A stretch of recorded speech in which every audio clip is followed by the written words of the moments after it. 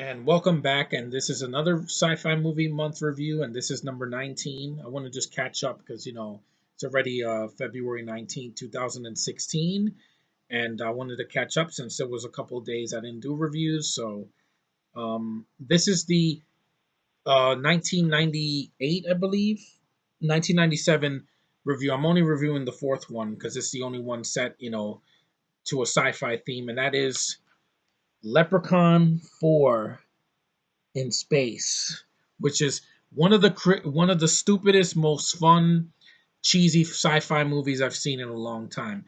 The Leprechaun goes into space. This is the premise. Let me just try to explain this to you in three sentences. On a planet in a distant galaxy, a power-hungry leprechaun, Warwick Davis, holds a beautiful alien princess, Rebecca Carlton, hostage in order to marry her for a royal title. When a platoon of Marines from Earth foils his scheme, the Leprechaun wreaks havoc to reclaim his bride. Yes, it's a very stupid movie, Leprechaun 4, right here. But it's a lot of fun. I know I saw this last year during St. Patrick's Day. I heard a commentary that the Screen Junkies did. They're great guys that love to see, they like to talk about movies. And, I heard the commentary that they were doing. They were just laughing their asses off. It's not a good movie, but it's a lot of fun. I think the special effects look great. I think the production values are pretty high for a low budget horror film. It's definitely the best of the Leprechaun films, especially the Leprechaun sequels, because it's not like in the hood. And I haven't seen those, the ones in the hood, but I have seen two and three. But this one is the most fun of the Leprechaun films because you got Warwick Davis, and you got this beautiful princess who's blonde and she shows her titties, so that's not a bad thing.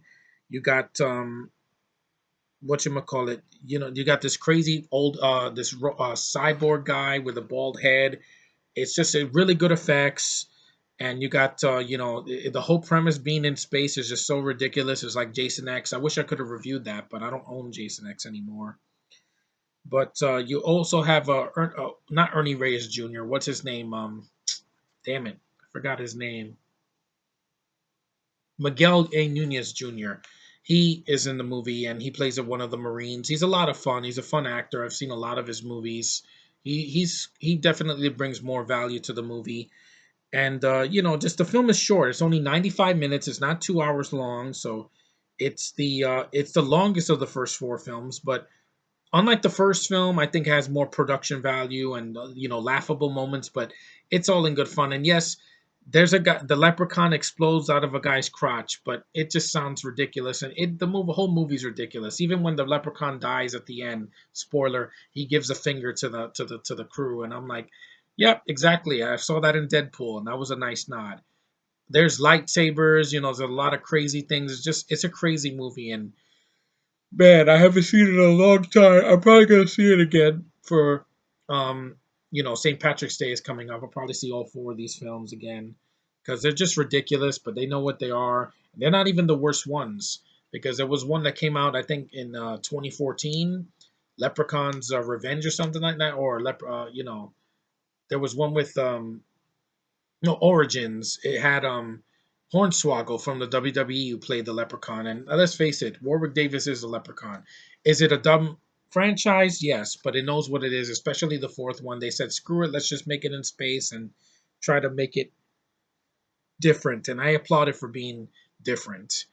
And originally, I didn't even buy these four films. I wanted to get a four pack with just the first Leprechaun and two Wishmaster films and the second Pumpkinhead movie, but it only came with this. But I'm fine with keeping this because I still have these, and I haven't seen these movies in a while, and just they're ridiculous, but they know what they are, and just in space is perfect because it's perfect for Sci-Fi Month, and I thought that it would be nice to talk about this very underrated movie. I don't think it's the worst horror movie ever made. I've seen far more boring films. It's definitely not boring for what they give you. I've seen a lot worse.